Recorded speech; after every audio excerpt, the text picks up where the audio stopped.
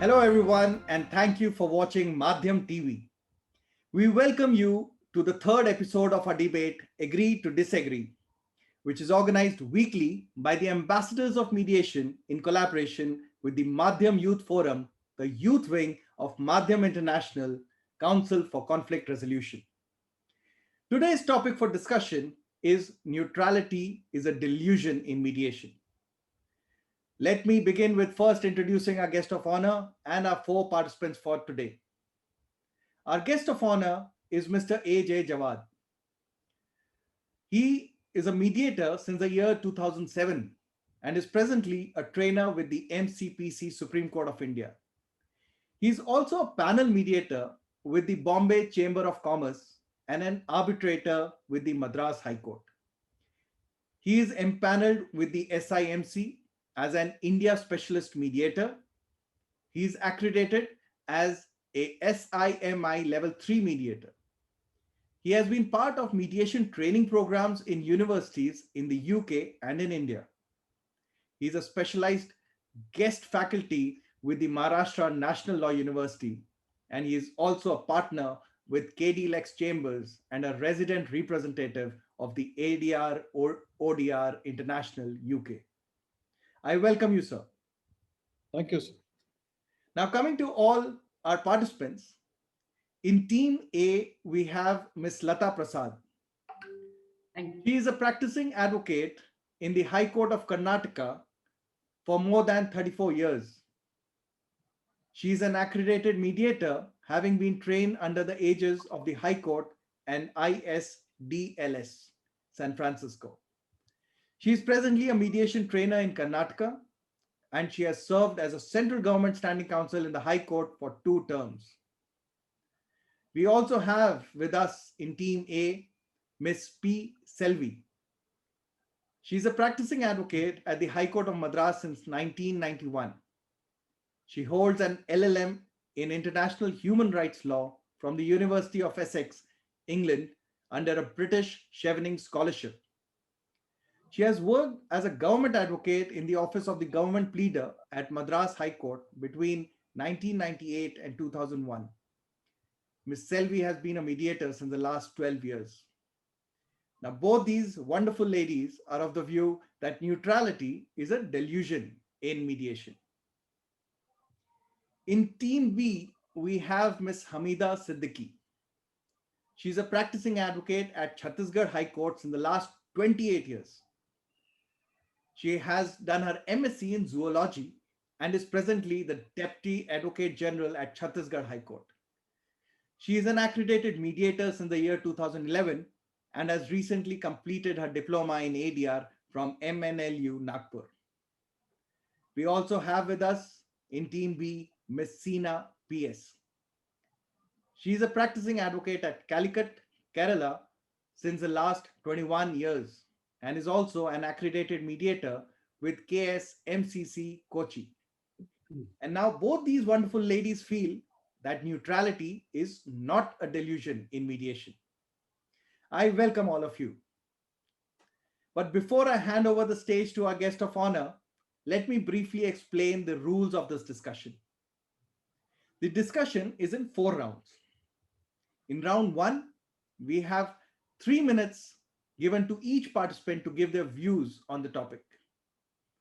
Then in round 2, our guest of honor will randomly put one question to each participant.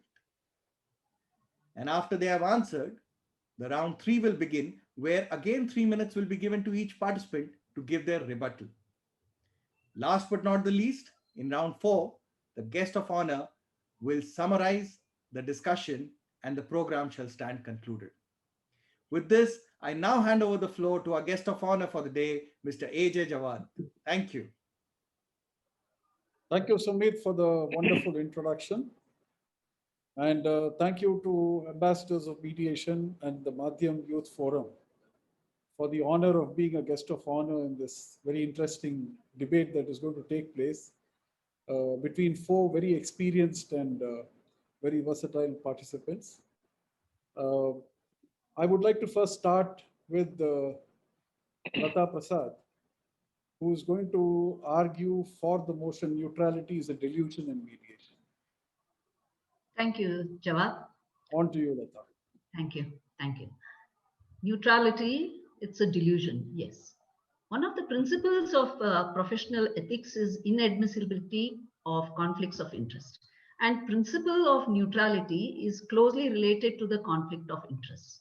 Now here exists an important question. How neutral should a mediator be to the parties, their lawyers, or representatives in mediation?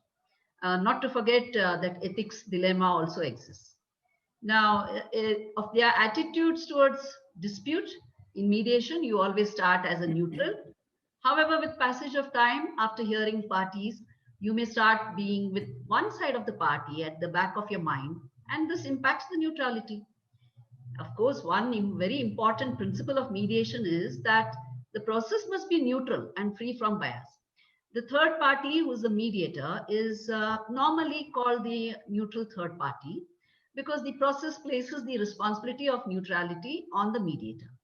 As a result, the phrase neutral third party, the mediator, is inaccurately expected to be completely neutral as a person. Now, everyone has an opinion, and ultimately, how much a person tries to be neutral, but ultimately is biased towards one of the parties, does come at some stage. And many a times, initially, mediator himself or herself is not aware of it. Now, neutrality is but a delusion in all aspects, in my opinion. During mediation, what you may project is your non-aligned attitude, but at the back of your mind, are you actually neutral?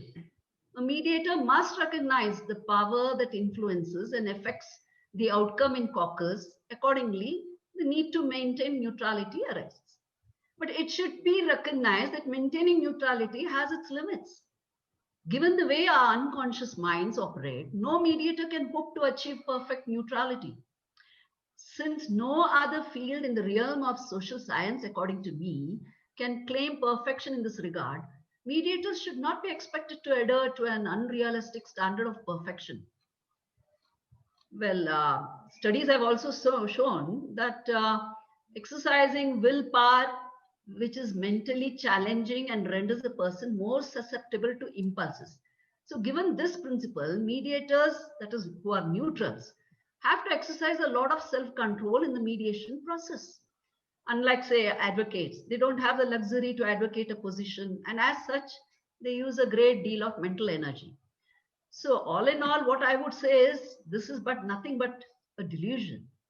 For instance, I have found that after a particularly difficult mediation, which I have been doing as a mediator, I do not even have the willpower to do the normal usual activities, some simple exercise, or say just reading something. And this is, it comes in the way, I feel. So you know how it is. This neutrality, what we are talking about, it is nothing but a delusion in the mind. Thank you.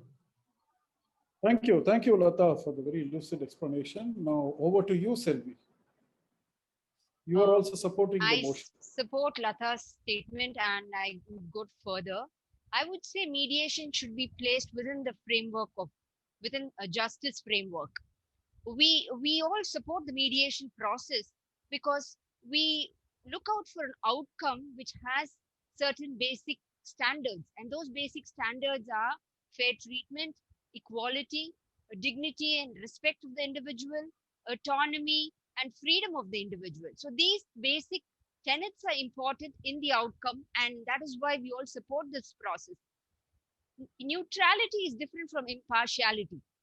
Mediators are impartial. All mediators are impartial in the sense we all follow the rules and guidelines across the spectrum in an identical manner to all parties who are similarly placed. But then we are not neutral. We do make interventions.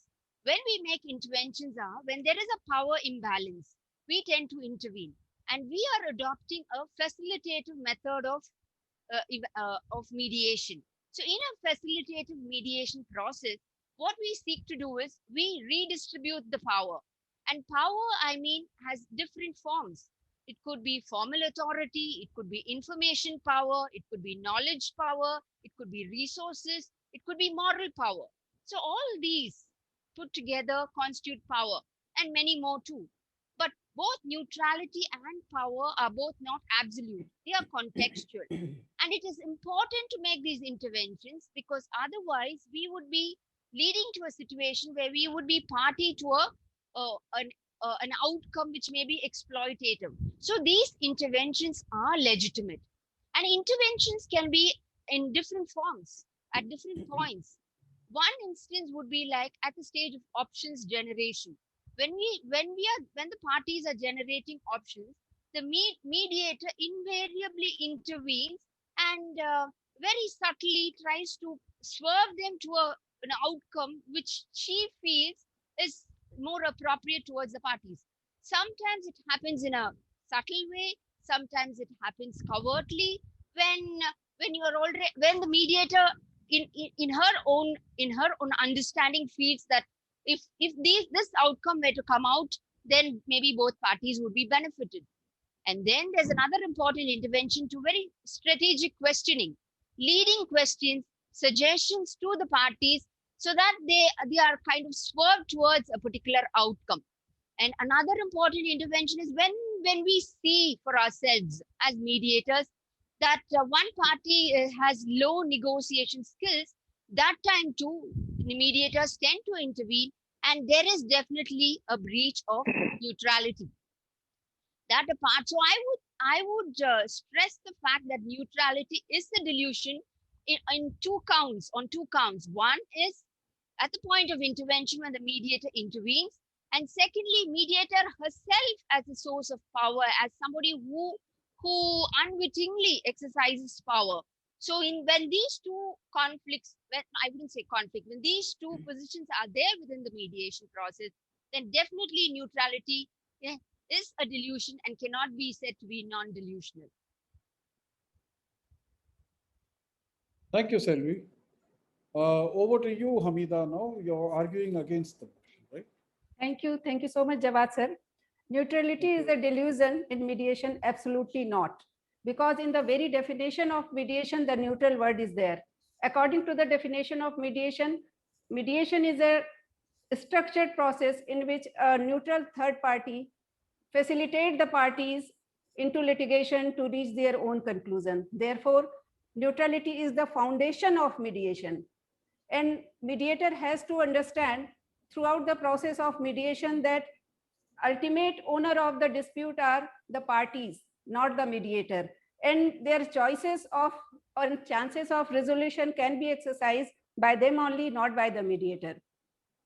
Mediator has to maintain the neutrality not only with regard to the content and outcome of mediation, but also with regard to the process of mediation. Therefore, neutrality has not only be practiced, but also has to be demonstrated. We know that impartiality is one of the elements of neutrality.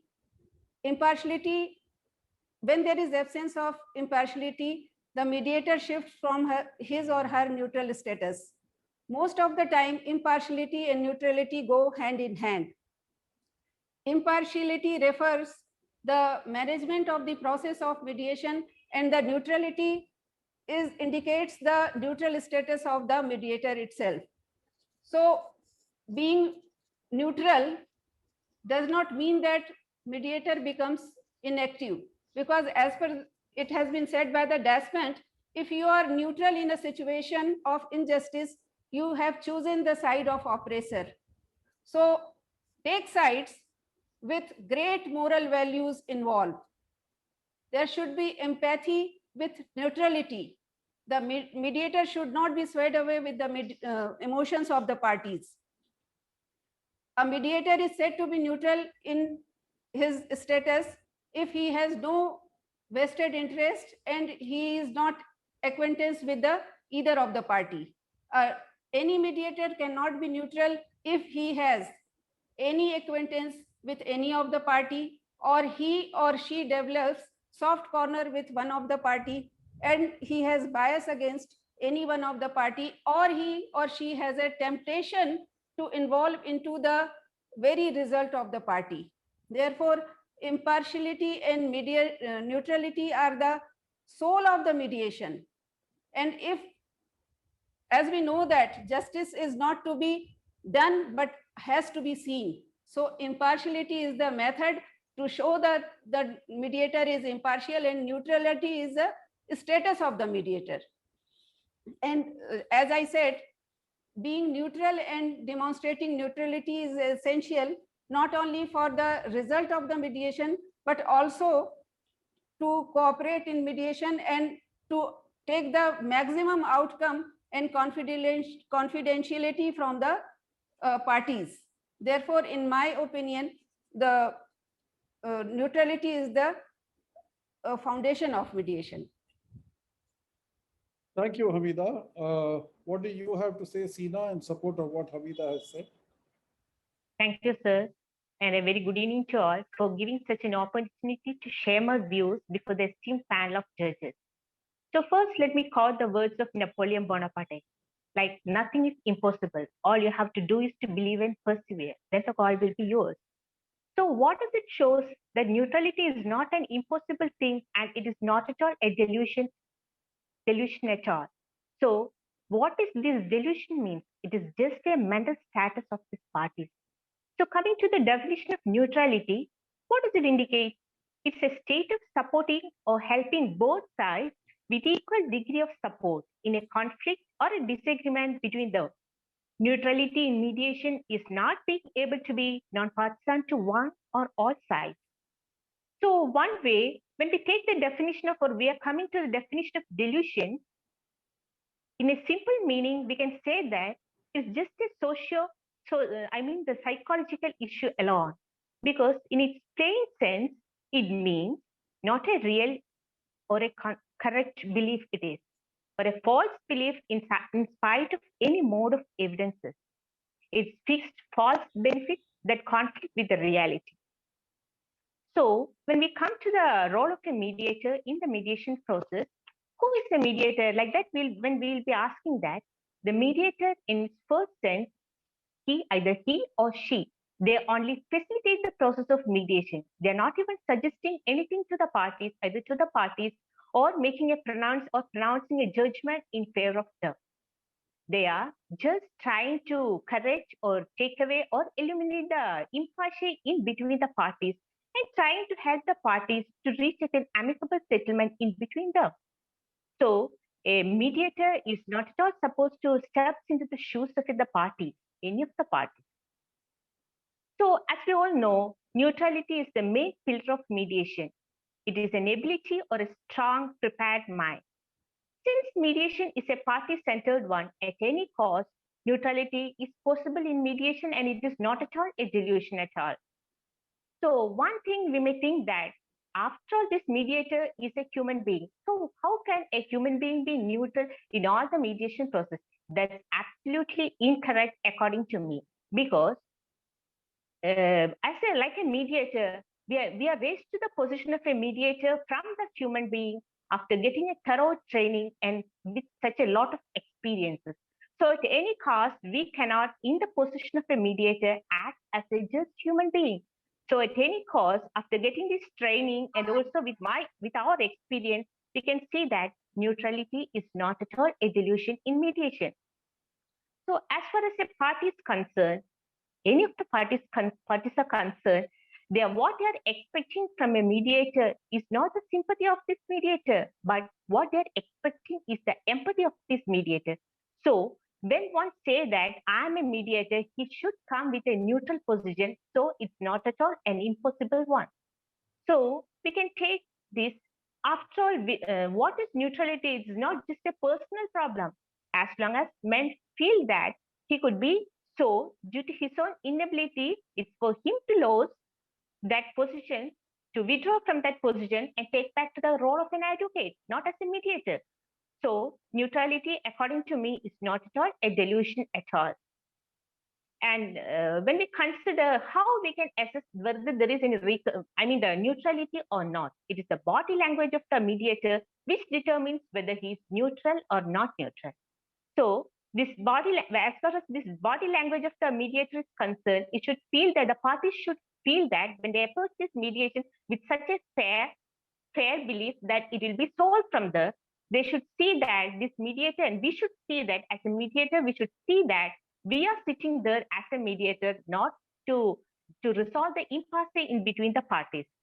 It is neutrality means the non-partisan to anyone or all the parties. That's all I want to say in the initial stage. And I do say that neutrality is not a delusion in mediation. I stress on that part. Thank you. Thank you. I hear very strong arguments both for and in favor of the motion. Now, I have a few questions that I would like to ask the participants. Sina, my first question is to you. Yes, sir. How do you understand neutrality as opposed to impartiality? Is there any difference between these two? And if there is, which do you think is the better? Yeah, it's well said. A good question, sir. As far as I'm concerned, this neutrality and this impartiality, the two sides just of coin, two sides of the coin, I should say.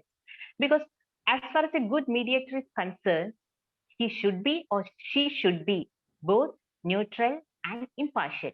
Then only either he or she is elevated to the position of a good mediator. So when we come to the basic ingredients of the mediation, the first and foremost thing one a good mediator needs is the confidentiality, and secondly the neutrality. Third, it should come from the parties voluntarily, and it should be an informal one. So when sitting, as I have stated earlier, we are elevated as a mediator, not as a human being. After a thorough training and after a wonderful experience, we are elevated to the position of a mediator.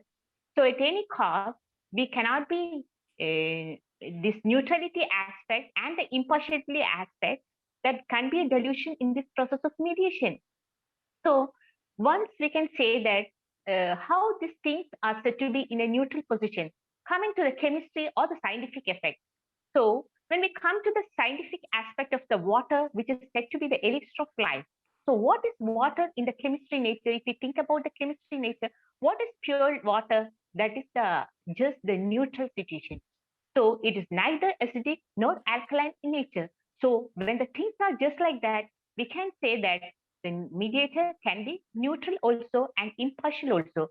Just to achieve a good mediator, these two aspects, as far as this neutrality and this impartiality, both are the most essential things for a good mediator to act as a good mediator, to behave as a good mediator, to elicit the truth or anything from these parties also. So I should say both these aspects, this neutrality and this impartiality, both are the pillars of this mediation process.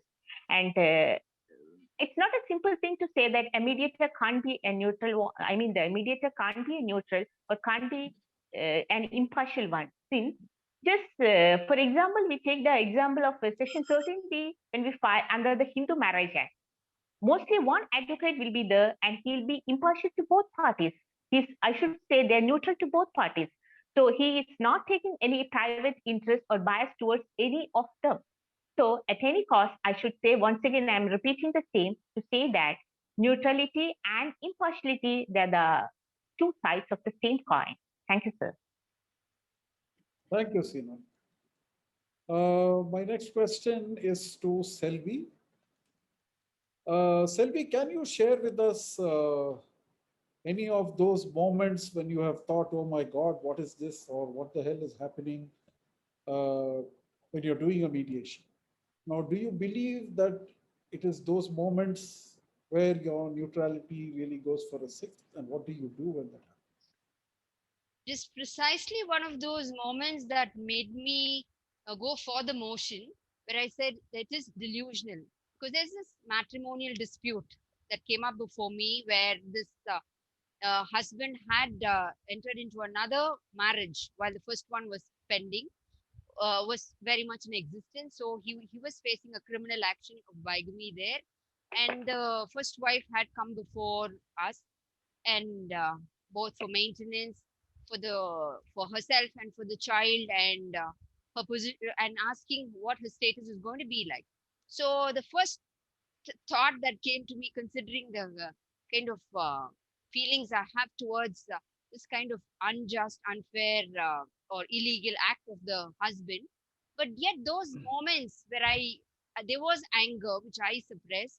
I'm being honest about it, and then I thought to myself that this is not my role. I'm not here to be judging parties, and I am impartial, mind you. I never said a mediator whose neutrality slips is not is impartial. I was impartial. I gave them the same amount of time, listened empathetically. Emphasizing once again, listened empathetically to both the parties, and uh, and then uh, and then of course they were generating options as to how they want to resolve the issue. And the only thing I that was there is this lady, of course, could not get back to the husband because he was already into a relationship with another a woman through whom he has a child, and he has a child through her as well. So it was those initial moments when I thought, oh, I'm not being neutral because I am automatically, being automatically my stance is towards this woman who's come before me because she's been wronged, and it is an illegal act, as we all know as lawyers.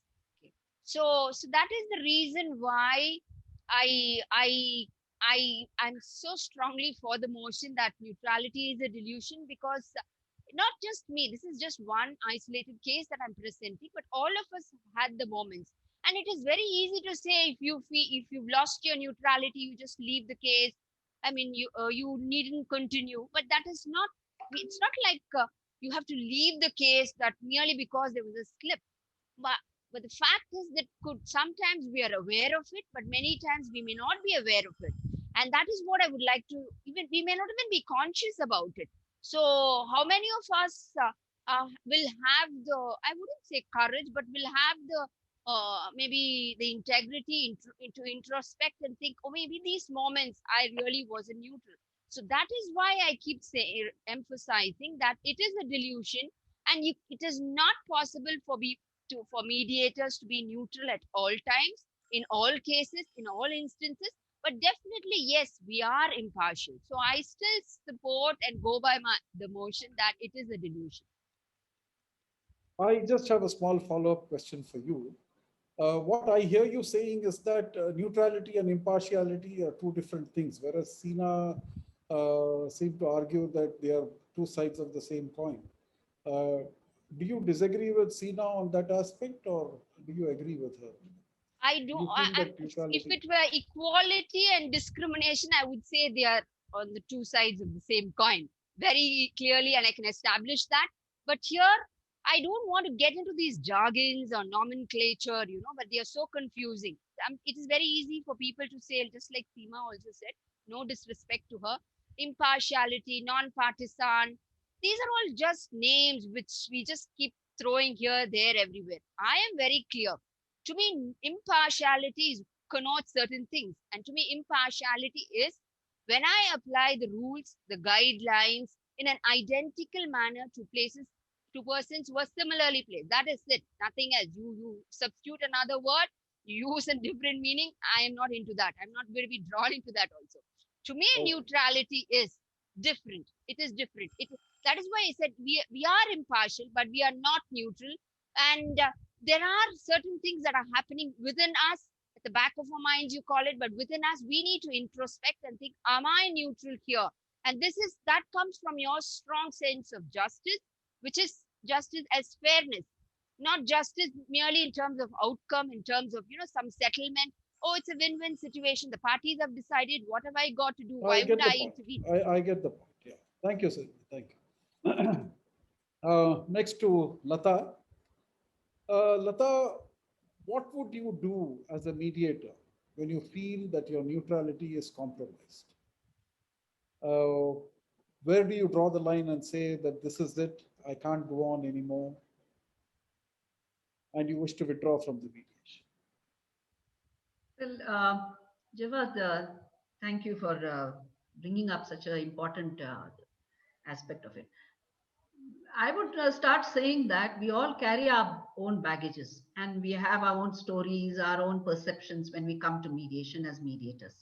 Our perceptions are also the filters through which we see and understand the events in the world generally. So these perceptions are based on our memories and experiences, many lying in the subconscious and acquired during our own infancies, even before we learn to articulate our feelings. Every human being is a victim of cognitive biases, distortion, and prejudices. So, what happens is many of these cognitive biases or distortions, prejudices are already rooted in our psyche by the time we reach adulthood. And a mediator may start the mediation with a very clean slate, but as the narrations of the parties follow, the mediator's perceptions and biases also start coming into their minds. So, can we actually shed this baggage, stay neutral? I have tried it. Yes, these are at the back of my mind and they remain there. Then it is homed into us. You have to be neutral. You have to be neutral. Neutrality has to be maintained. Yes, it has to be maintained. But the biases, opinions, and prejudices, they are also a part of our human nature. And it's how you control or channelize them in an art, which you can only achieve by experience. Since some of our participants here, debaters, are also speaking about, impartiality and neutrality on the same as being on the same at the same coin. So here, remaining indifferent throughout or to the well-being of the parties, it's not a possibility, I would say, because many of the traits which are needed by a mediator, that is compassion, non-anxious presence, a broader perspective, a willingness to bring into the room some warmth, safety, and a balanced solidarity, a courage or a willingness to offer a timely challenge, grace, honor, born out of true connection to. So let's say the respect associated with believing profoundly in another's innate capacity and resilience. So these are not at all best conveyed merely by saying those words such as neutrality and impartiality, which we do as mediators in our opening statements. Now, these words may be useful to a certain extent, but they steer the mediator away from behaviors associated with one-sidedness, and they are equally strong connotation with remaining distant and uninvolved. So I would say arguably that makes them very unhelpful. Ultimately, the notion of neutrality and impartiality leads us away from the connection and involvement from that what is required as a task of a mediator, and rather it leads us towards a level of aloofness that will generally not help either the parties or the mediator at its best. So if you take the examples of, say, siblings, say brothers and sisters, just a simple example, not a mediation example. So even as brothers and sisters, if one of the brother and one of the sisters are engaged in arguments, can you remain neutral? It's but natural. It's but natural, that you just think back and the neutrality cannot be, there compromised. This is what I said. So maintaining neutrality is not at all easy task. Thank you, Lata. Hamida, my next question, in fact, my last question is to you. Now, what we heard Lata saying is that aloofness does not help in mediation. And you also argued that empathy should exist with neutrality. Do you see any inherent contradiction in this empathy versus neutrality? What happens if you feel more empathy towards one party and less empathy towards the other party? Sir, is this a dilemma that mediators face? Sir, it's a very good question. Empathy, neutrality, and emotional intelligence. These things constitute a balancing act for the emotional Einstein. We all know that emotions play a very vital role in mediation, which decides the direction of the mediation. And when a party is into litigation, conveys their problems, the mediator does more than listening. It means that the emotions of the parties affects us, affects the mediator, and we are all human beings. As Lata said, that we have our perceptions, we have our baggages in life. So it's very natural that we can be swayed away with the emotion of the parties. Then we will be biased or impartial, and we will not be neutral. That is the role of the mediator, that they have to be neutral, and there should be no sympathy but empathy. We have to make them understand that we have heard your problem, we understand your problem, but we cannot be the party to that. Because all we know that in cases where matrimonial cases are there and parties are husband and wife, and if the mediator is a lady, and if the lady, one of the party, has kids, or she is facing some genuine human problem, then it's very natural that mediator, if she is a lady, can be influenced by the story of the lady. That is the moment we have to understand that no, our duty is to be neutral, impartial, but with a great amount of moral values involved. So we have to take sides, but with great moral values, that we will go what is just and fair. Being a mediator does not mean that the mediator will be aloof, or mediator will be doing nothing, or because if there is a situation of injustice and mediator is saying nothing, then it's a situation that he is with the side of the oppressor. So mediator has to take every endeavor to do the justice in the situation. We all know that justice is required not only in the office work field, but it is also required in the kitchen. Justice means the situation when it is required. Therefore, sympathy is not required, empathy is required. Otherwise, we will be biased. So what you are saying, sir, my answer is that neutrality and impartiality, empathy is the balancing emotional act during the conduction of the mediation. Thank you, sir. Thank you. Thank you very much, Hamida. I think now we can go in for the rebuttals, starting with the team A. So, Lata, Yes. you can start, and then Selvi can follow up with that, and then we will hear Thank what Hamida and Sina have to say. Thank you. So what I heard from my debaters was about impartiality and neutrality. And they have brought in the other aspect also about being empathetic in it. Yes, we agree with it. But the big question, how can you be both empathetic and neutral? Yes, we can't, and we shall not. And we shall be towards both, then if at all. So being empathetic and neutral towards both equally. This is now a contradiction in every sentence we are using when we are speaking. We cannot go to that extent. I mean, what I want to say is 100% neutral in any situation, it is humanly impossible, which is, I've heard even some of our master trainers in mediation also speak a little on these lines. So during mediation, what you may project is non-aligned attitude. And that is what I have been saying even initially when I started talking about it. For instance, in a caucus, the mediator has an opportunity to manipulate parties into an agreement, but because the parties are not engaging in direct communication, and thus they are unable to test the accuracy of the information that is received by them or given to them. So instead, the mediator might or should use reflections, realization of the need for neutrality to constantly aspire to personal growth in that area. So neutrality on all issues. What if it is a mediation about an issue you have a stronger opinion about or a previous experience, like say for a domestic violence or some landlord-tenant issues or any smaller or a larger one also. So here self-determination of conflict of the parties is there. What if you thought one party was getting a better deal, but both were satisfied with the agreement? So in general, could you refrain from making the parties concentrate on thinking on the lines that determine the part of the outcome while still guiding the parties to develop their own solutions? So objectively speaking, neutrality is difficult.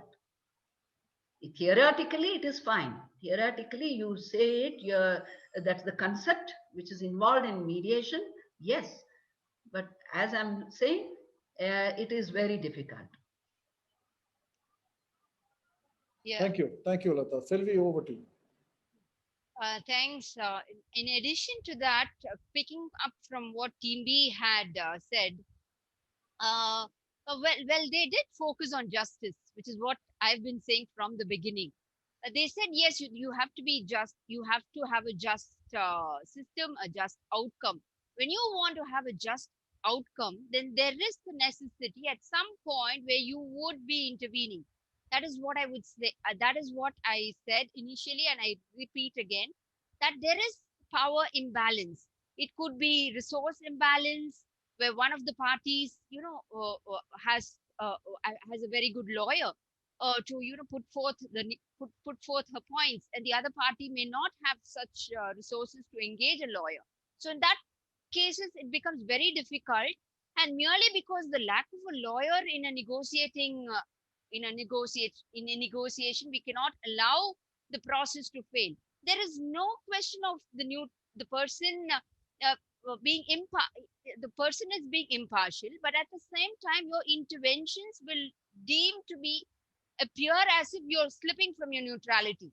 People may say, Team B especially may say, that is possible, that is still not neutrality, that is allowed. But that is what I'm saying. Who are we to determine what is allowed and what is neutral? There is no particular yardstick to measure neutrality in such cases. And another question that keeps repeatedly cropping up is another point I would say, this empathy, sympathy, neutrality, all this put together. Oh, neutrality doesn't mean to say the neutral person is not going to be empathetic or sympathetic. It is at the point of interventions. That is what I keep repeatedly saying. Those interventions would be construed as if you are slipping from your neutral stand. So that would be like a double bind situation. So that is where my concern is, and that is the reason why I keep saying we need to do a lot of introspection to really say whether we are neutral or whether there is a breach of neutrality.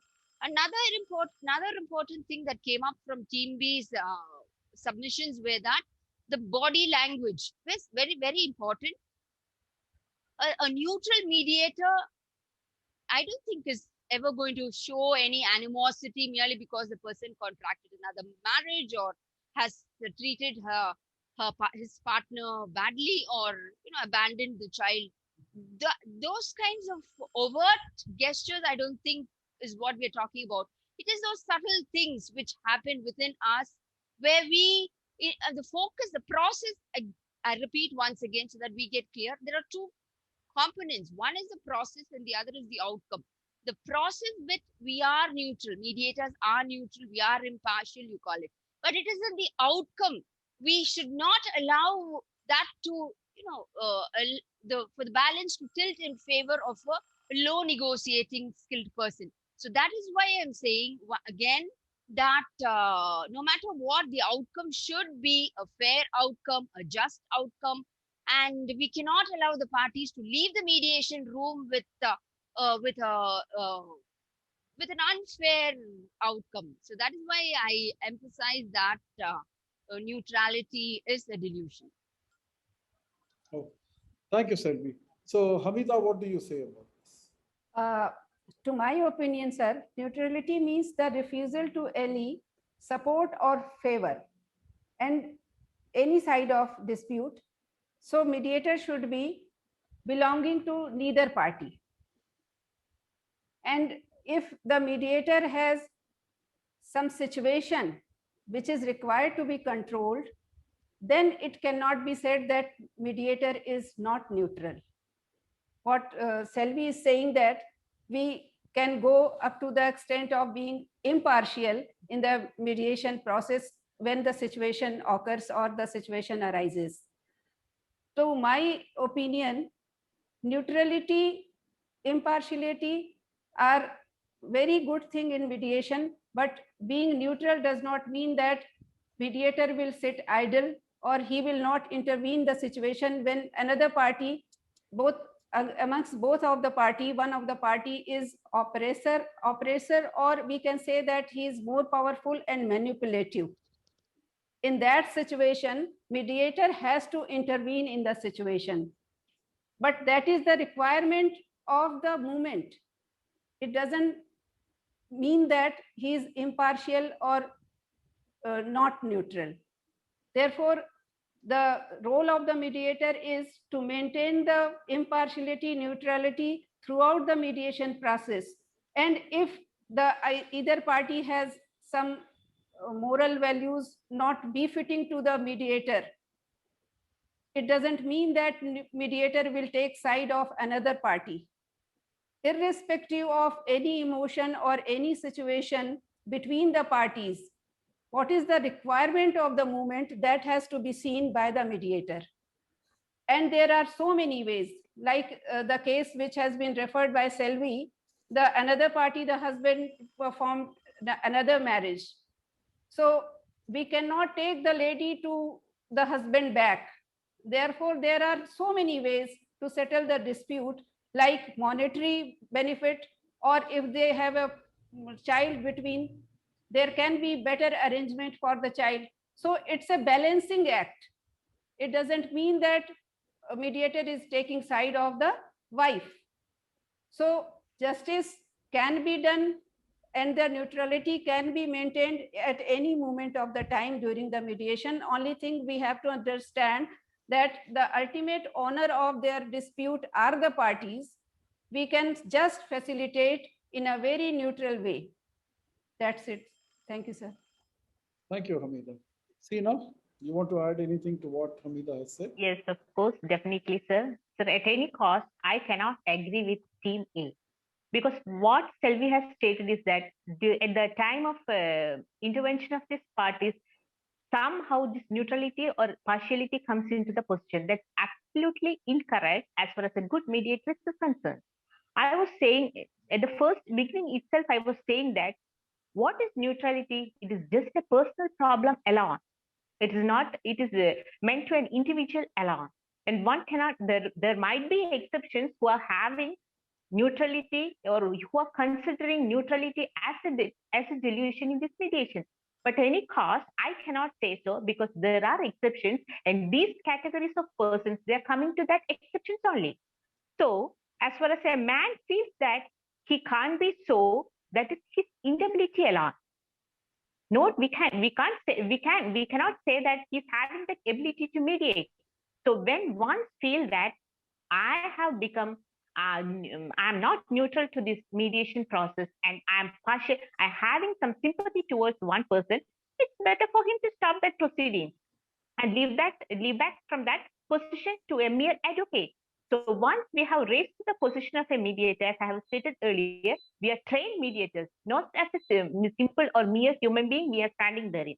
My friend Latama was saying that family dispute, I mean the siblings, dispute between the siblings, that is an entirely different matter. So when we consider me as a mother, when we consider the dispute between these two children, at any cost, these both children, they are one and the same for me. But I see as a mother, in a mother's view only, I'll view this. See, you're correct or see, you are wrong. That cannot at any time be considered to the mediation process. This is entirely, we are acting as an entirely third person in this process.